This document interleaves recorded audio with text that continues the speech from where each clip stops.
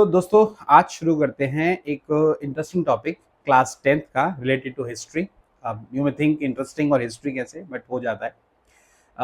Topic है civil disobedience movement, जो कि गांधी जी ने शुरू किया था भारत की आज़ादी को लेकर, और उसमें भारत के लोगों का पार्टिसिपेशन, अलग अलग जो भारत के समुदाय थे उन्होंने किस तरीके से सिविल डिसओबीडियंस मूवमेंट, जिसको सविनय अवज्ञा आंदोलन कहा जाता है, उसमें पार्टिसिपेट किया। तो मैं 3-4 कम्युनिटीज के बारे में यहाँ बात करूंगा, बट उससे पहले I think I should tell you, मैं आपको पहले बता दूं कि सविनय अवज्ञा आंदोलन मतलब क्या है।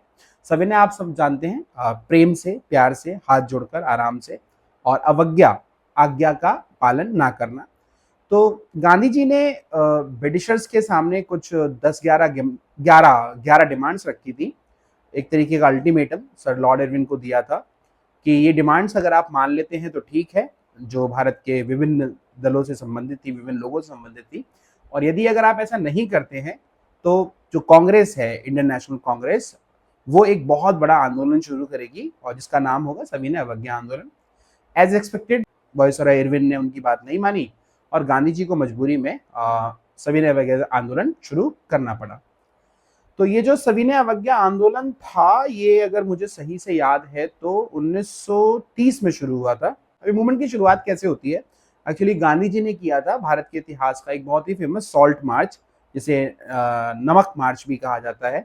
इसमें गांधी जी साबरमती आश्रम से, और गुजरात में कोस्टल टाउन है, तटीय क्षेत्र है दांडी, तो दांडी तक जाते हैं। ये लगभग 240 माइल्स का डिस्टेंस होता है, जिसको गांधी जी लगभग 24 दिन में पूरा करते हैं। 10-10 माइल डेली चलते हैं और रात को जहाँ रुकते हैं वहाँ लोगों से बातचीत करते हैं, उनको बताते हैं कि अगर हमारी डिमांड्स नहीं मानी गई आगे तो हम मूवमेंट करेंगे और उसमें आपको किस तरीके से पार्टिसिपेट करना है। खैर, गांधी जी फिर पहुंच जाते हैं अप्रैल में, 6 अप्रैल 1930 को दांडी, और वहां जाकर गांधी जी नमक बनाते हैं सेरिमोनियल तरीके से। अच्छा, नमक क्यों? गांधी जी की जो 11 डिमांड्स थी ना, तो उन 11 डिमांड्स में गांधी जी ने कोशिश की थी कि भारत के हर तबके को उसमें जोड़ लें। तो एक जो बहुत कॉमन चीज थी भारत में, आप सब जानते हैं आज भी, नमक एक ऐसी चीज है जिसे हर इंसान खाता है, अमीर से अमीर और गरीब से गरीब। तो गांधी जी ने कहा नमक पर ये जो ब्रिटिशर्स टैक्स लगाते हैं, और जो नमक बनाने की जो परमिशन नहीं है लोगों को, क्योंकि उस टाइम पर आपको शायद पता ना हो या पता हो, भारत में नमक सिर्फ ब्रिटिशर्स ही बना सकते थे और उसके ऊपर भी टैक्स लगाया जाता था। तो गांधी जी ने कहा यार, ये नमक जैसी चीज पर टैक्स लगाना एक वाकई में बहुत बहुत घिनौना काम है, तो क्यों ना इस मुद्दे को मैं उठाऊं और इससे मुझे ज्यादा पार्टिसिपेशन मिलेगा लोगों का, ज्यादा जो लोग हैं वो आंदोलन में मुड़ पाएंगे, जुड़ पाएंगे। क्योंकि देखिए, आप जानते हैं आंदोलन तभी सक्सेसफुल होते हैं जब उसमें लोग जुड़ते हैं। तो गांधी जी पहुंच जाते हैं दांडी और वहां से सारे भारत से एक वाहन करते हैं कि भाई आप लोग भी अपने अपने जहां हैं वहां ब्रिटिशर्स के बनाए हुए कानूनों को तोड़िए। तो यहां से शुरू होता है सिविल डिसओबीडियंस मूवमेंट या सविनय अवज्ञा आंदोलन। अब बात आती है कि किस तरीके से लोगों ने इसमें पार्टिसिपेट किया। देखिए, ये वो दौर था जब बहुत ज्यादा मीडिया नहीं थी, बहुत ज्यादा जानकारियां नहीं होती थी, लोगों तक छन के थोड़ी बहुत न्यूज पहुंचती थी, जानकारी पहुंचती थी, और लोग अपने हिसाब से उसको फिर प्रोसेस करते थे। तो मैं सबसे पहले बात करता हूं यहाँ पे भारत के रिच पीजेंट्स के बारे में, जो बड़े लैंडलॉर्ड्स थे, उन्होंने कैसे पार्टिसिपेट किया, जिन्हें जमींदार कहा जाता है। अगर मैं बात करूं गुजरात का पाटीदार समुदाय और उत्तर प्रदेश की जो जाट कम्युनिटी थी और जो बहुत रिच फार्मर्स थे, रिच पीजेंट्स थे, ये लोग बहुत जमीन के धनी थे और बड़े अमाउंट में खेती करते थे, बहुत बड़े प्रोड्यूसर थे, इनकी इनकम बहुत अच्छी थी और उसके बदले में ये ब्रिटिशर्स को रेवेन्यू दिया करते थे, टैक्स दिया करते थे। लेकिन 1930 के आसपास का समय कुछ ऐसा था जब मार्केट में बहुत ज्यादा डिप्रेशन चल रहा था, इंटरनेशनल डिप्रेशन चल रहा था और इकोनॉमीज बहुत स्लो थी। तो जो मार्केट में फूड प्राइस था, जो क्रॉप प्राइस थे, वो बहुत, फसलों के जो प्राइस होते हैं वो बहुत गिर जाते हैं। तो ऑल ऑफ अ सडन ये जो बड़े फार्मर्स होते हैं, इनकी इनकम हो जाती है काफी कम। अब इनकम कम हो जाती है तो कहीं ना कहीं रेवेन्यू पे करने में इनको परेशानी आती है। तो गांधी जी ने जब सिविल डिसोबीडियंस मूवमेंट शुरू किया और स्वराज की बात की, तो जो ये रिच पीजेंट्स थे, इन्होंने इस सोच के साथ गांधी जी के मूवमेंट को ज्वाइन किया कि हम गांधी जी के साथ मिलकर रेवेन्यूज को माफ करा लेंगे या रेवेन्यू को कम करा लेंगे, और ये डिमांड उनकी चल गई। गांधी जी के साथ काफी सारे पीजेंट्स साथ आते हैं और गांधी जी का साथ देते हैं। इसी बीच में एक एंट्री और होती है पुअर फार्मर्स की। अब ये जो देश के पुअर फार्मर्स हैं, जो लैंडलेस लेबर्स हैं, जो गरीब फार्मर हैं, इनका कॉन्सेप्ट थोड़ा सा अलग होता है। इनके साथ क्या होता है कि ये, कुछ के पास अपनी खुद की जमीन होती है तो इनको भी रेवेन्यू देना होता है ब्रिटिशर्स को, तो जब अमीर फार्मर्स की इनकम कम होती है तो इनकी भी इनकम कम हो जाती है। दूसरा, इनमें से कुछ फार्मर्स ऐसे होते हैं जो रेंट पर काम करते हैं, यानी इन बड़े फार्मर्स से जमीन किराए पर लेकर और उस पर खेती करते हैं। तो उनको एक तरीके से देखा जाए दो पेमेंट करनी होती है, एक तो सरकार को रेवेन्यू और दूसरा इन रिच फार्मर्स को, लैंडलॉर्ड्स को रेंट देना होता है। अब क्योंकि जब ऊपर वाले फार्मर्स की हालत खराब होती है तो बाय डिफॉल्ट इनकी हालत भी खराब हो जाती है, और ये कई जगह पर बहुत रेडिकल मूवमेंट्स को ज्वाइन करते हैं, नो रेवेन्यू कैंपेन चलाते हैं, नो रेंट कैंपेन चलाते हैं। अब एक सिंपल सा कॉन्सेप्ट आप अब तक समझ गए होंगे कि अगर ये रेंट देना बंद करते हैं तो नुकसान किसका होता है? रिच फार्मर्स का। रिच फार्मर्स जो ऑलरेडी परेशान है रेवेन्यू को लेकर के, उनके पास रेवेन्यू नहीं बच पा रहा है, उनको ब्रिटिशर्स को रेवेन्यू देना पड़ रहा है और वो खत्म नहीं हो रहा है, वो कम नहीं हो रहा है। तो ऐसे में कांग्रेस जो होती है उस टाइम पर, गांधी जी जो होते हैं वो थोड़े से फंस जाते हैं कि भाई रिच फार्मर्स का साथ दें या पुअर फार्मर्स का। अनफॉर्चुनेटली कांग्रेस जो पुअर फार्मर्स का जो कैंपेन होता है, नो रेंट कैंपेन, कि रेंट हमारा माफ कर दिया जाए, उससे अपने आप को थोड़ा सा खींच लेती है, नॉट कंप्लीटली बट एक हल्का सा गैप बना लेती है। और यहाँ पर जो पुअर फार्मर्स होते हैं वो कहीं हद तक ये फील करते हैं कि कांग्रेस का हमसे उतना अच्छा नाता नहीं है। इसके बाद जो तीसरी कम्युनिटी आती है जो इसमें पार्टिसिपेट करती है सिविल डिसओबीडियंस मूवमेंट में, कि भाई हम भी कानून तोड़ेंगे, हम भी ब्रिटिशर्स के बनाए हुए लॉज को फॉलो नहीं करेंगे, वाज द रिच इंडस्ट्रियलिस्ट। उस टाइम पे जीडी बिरला, पुरुषोत्तम दास, ठाकुर दास जैसे बहुत बड़े बड़े बिजनेसमैन भारत में थे। और जो फर्स्ट वर्ल्ड वॉर हुआ था 1914 से 1918 का, उसमें भारत के जो बिजनेसमैन थे उन्होंने बहुत प्रॉफिट कमाया।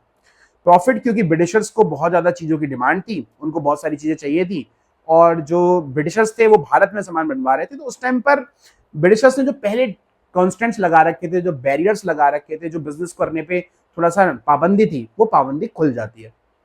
तो उससे 1930 आते आते, फर्स्ट वर्ल्ड वॉर के बाद 1930 आते आते जो इंडियन बिजनेसमैन होते हैं ना, वो बहुत पावरफुल हो जाते हैं और बहुत स्ट्रांग हो जाते हैं, और उनकी एक बहुत पावरफुल लॉबी बन जाती है।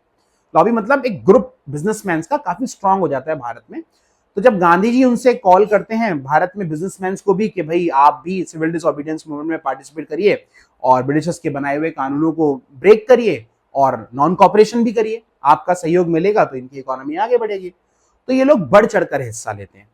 जो इंडस्ट्रियलिस्ट होते हैं उनकी तरफ से कांग्रेस को बहुत अच्छा रिस्पॉन्स मिलता है, वो फंडिंग भी करते हैं और वैसे भी हेल्प करते हैं। अच्छा, बिजनेसमैन का अपना एक मेन कह सकते हो कि रीजन होता है। इंडस्ट्रियलिस्ट ये चाहते हैं कि ब्रिटिशर्स की द्वारा लगाई गई सारी जो रिस्ट्रिक्शंस हैं वो खत्म हो जाए, वो बिजनेस को फ्रीली कर पाए, किसी भी तरह के बैरियर हैं वो खत्म हो जाए। और गांधी जी का जो स्वराज का कॉल होता है तो इंडस्ट्रियलिस्ट उसका मतलब इससे एसोसिएट कर लेते हैं। ये इंडस्ट्रियलिस्ट करते क्या है? ये इंडस्ट्रियलिस्ट भारत से जितना भी विदेशी ट्रेड होता है, जितना भी इन्वेस्टमेंट होता है, वो सब खत्म कर देते हैं, विदेश से सामान मंगाना खत्म कर देते हैं। इतना डिफरेंस आता है कि ब्रिटेन से जो इन्वेस्टमेंट होती है, ब्रिटेन से जो जो सामान भारत में आता है इंपोर्ट होकर, उसकी जो क्वांटिटी होती है वो बहुत कम हो जाती है, लगभग आधे के आसपास। तो ब्रिटिशर्स को इससे बहुत नुकसान झेलना पड़ता है और इस तरीके से इंडस्ट्रियलिस्ट इसमें पार्टिसिपेट करते हैं। इसके बाद इन्हीं का काउंटर पार्ट ले लेते हैं वर्कर्स।